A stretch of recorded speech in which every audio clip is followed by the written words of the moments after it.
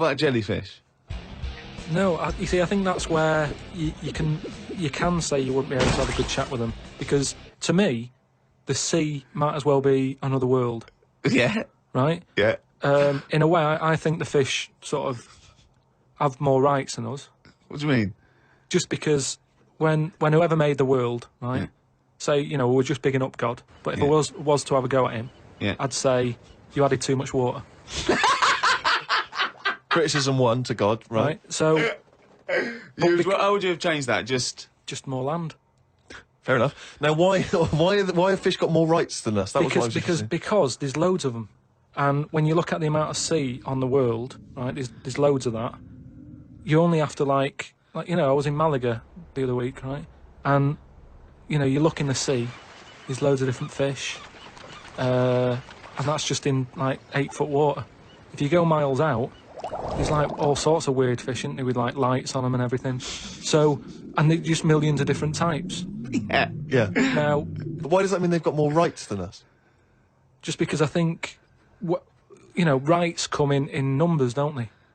If you know what I mean. Like, if there's one of you shouting, people go, oh, he's an idiot, shut up, whatever. If there's loads of you shouting, they go, oh, best listen to him, see what they've got to say. Right. And that's what I mean about fish. Yeah. There's loads of fish. Right. So... But they're not really making their voices heard, though, are they, Carl? Yeah.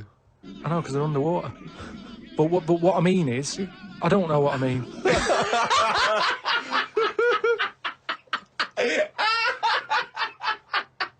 What would you do, right, if you had to go back and you were in a, you had to go and put your mind in, like, an unhatched egg of something? Like, maybe one of those, that a wasp was injected in a spider. So you know you're in an egg, right, which is really uncomfortable, in a spider.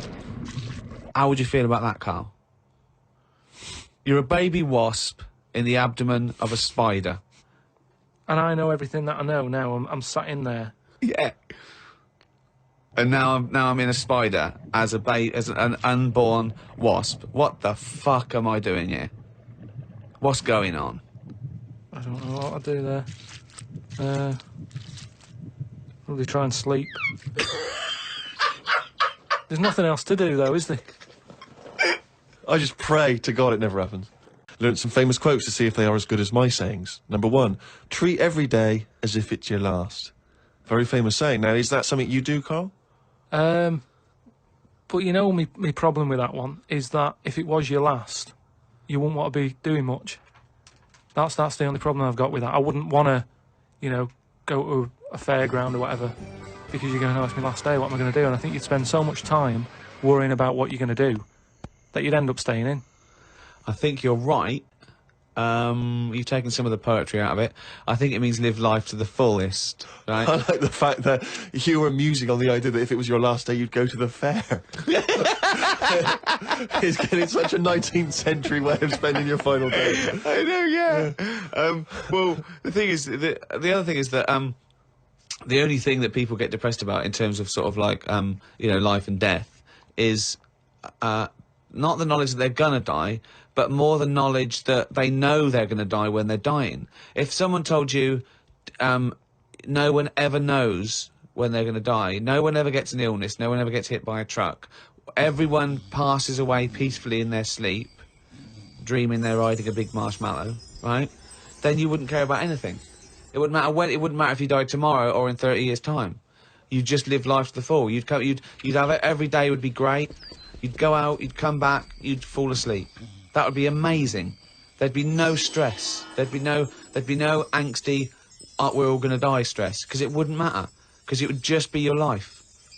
Wouldn't it be amazing if someone guaranteed you, Carl, you're going to die in your sleep? I'm not going to tell you when. Yeah, but some people do, don't they? Well, exactly. Yeah, but we never know we're going to, because we stress. What if we get a dreadful illness? What if we, you know... But we're almost not letting people die naturally anymore, are we? Because we're always bodging stuff up. What do you mean? Well, someone who might naturally die in the sleep aren't allowed to naturally die in the sleep because they wake them up with those electric things and get them going again and pop in a new lung or whatever whilst they're at it. That's what I'm saying. They don't just... You never hear it anymore, do you? Frank peacefully died in his sleep. No, he died on the operating table whilst we were putting in a new lung. They don't die naturally anymore. Frank died peacefully with 40,000 volts going through them and a couple of people going, clear! Clear! My dad and me talked about history. I said we shouldn't go on about things that happened ages ago because I bet something similar has happened more recently. Brilliant. Read about an island in the Indian Ocean where there are tribesmen still living like they're cavemen. A helicopter tried to land and the tribesmen chucked spears at them. This is what I meant about not having to talk about things that happened ages ago. We have got new cavemen now, so why do we talk about the old ones? People could have lived before, but computers and all that blew up and books got burnt, so all they had left was what these tribesmen have got left. Ramblings And that's of the a ramblings madman. of a maniac. That I mean, is that's just a few hours before you go crazy with a gun in the... No, but what I mean there is, right, say if all this has happened before, something happens, Again, a lot of information from the Planet of the Apes. world ends, right, we come back again somehow. Yeah. It's the detail you leave out that makes you intriguing. Just like the watch that you can wear that tells you when you're going to die. How does it work? Pop it on your wrist. That's all the detail you need. So the world happened, No. we came back, yeah. Have you seen the pictures? Forget it then if you don't get it. It's interesting that you had all those profound thoughts about this period in the past when they all lived, but you still found it appropriate to include at the end of that. It says the tribesmen wave their knobs about when they've had enough of having visitors. That's what it said in the paper. That's what happens. They're quite happy. What paper is this that you're reading? It was in like a paper a couple of days ago. It said they don't mind having visitors if they're bringing them coconuts and stuff that they can eat. Once they've got everything they need, they start waving the tackle about, and that means like, right, leave now, which you would, wouldn't you? Yeah, at a dinner party. My grandfather used to do that. I was in there the other day, and like I say, little bird noises and that, and a little robin was there, and I thought that's odd, that's out early, right? Because it's like sort of summertime and that. Sure. And then I thought, oh, that's nice, and I was watching it, and then it got like a little worm, right? And I was like, hey, put it down, right? Sorry, whoa! What do you mean? Because Why I are you didn't have- interfering? Why were you interfering In nature. with a robin taking a worm? Just because it was a nice sunny day and that, and I thought, you see, worms normally come out when it's raining, don't they? And you go, well, I bet they're happy to die, in a way, because it's chucking it down, it's miserable. They come to the top of the soil then, don't they? Yeah. When it's miserable. But it was a sunny day. That's they don't drown, I assume. No, it's not that, is it? It's just that they hear the water or something falling on the ground and they go up to see what's happening. What? No, wait. But why do they come up when they think it's raining? You're a worm, okay? It starts raining. Tell me your thought process. Well, you just kind of, you're down there, you can't see anything, it's dark anyway. Yeah. So the rain's coming down on the land, the worm goes, what's going on? The worm goes, what's going on? He wiggles up to the top. So what does he do? So it goes up and it sort of sees it's raining, and then it goes back down again, doesn't it? But that's what I'm saying about the What do you mean? What is this world where he goes, oh, it's just rain again? Oh, so that's the 400th time I've been caught out this year. It's rain. I'll remember next time I won't come up.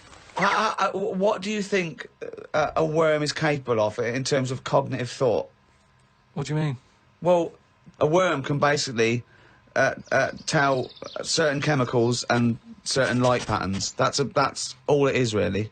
Yeah, and It's not thinking. It's not choosing its favourite food. you don't know that, though, is what I'm saying. You don't know what things are thinking. Everything thinks, doesn't No, it? it doesn't. No, it doesn't. No, the thinking. There's something in this room that's not. All right, what about this one, then? What about flowers? Do you think they've got A mind. a feeling? Because here's something that... Again, they use phototropism. They go towards the sun. They close and All right, open. well, Can you they stop grow. using long words, Rick, like sun? Listen.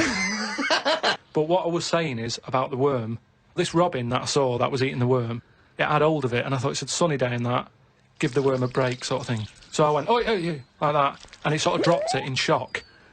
But then when it realised I wasn't that near it, it picked it up again and swallowed it. And I just thought, oh, do you know what I mean? I don't know what you mean. No. I just thought it's a sunny day and everything. Normally birds are nice noises that I like, and yet there it is going about wrecking lives. Wrecking lives. It was a But it just swallowed it really quickly and that. And I just thought, there's the worm. It came out. It was happy. It didn't know what was going on, and it had an extra chance. The robin dropped it, and then it got it again and ate it. And I just made me a bit fed up. Well, do you know why? Don't you? You couldn't outwit a robin. The worm was going, oh God, Carl Pilkington. So that's who's been sent to save me, is it, God? You've sent Carl Pilkington. Oh, I'm dead. That's it. Okay, eat me.